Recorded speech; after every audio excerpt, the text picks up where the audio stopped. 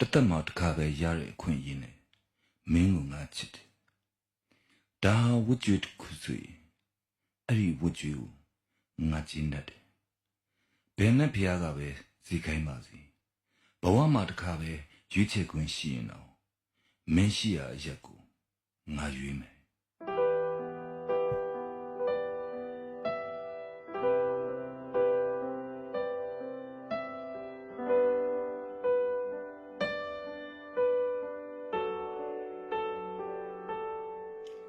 ငါရဲ့ရွေးချယ်မှုလွဲမှားခဲ့ရင်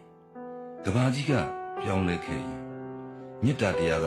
ကြောသားရင်သာခွဲခြားခဲ့ရင်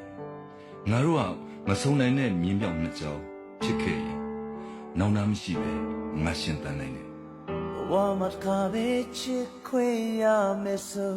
အသက်မှာတယောက်ပဲချစ်ခဲ့ရမယ်ဆို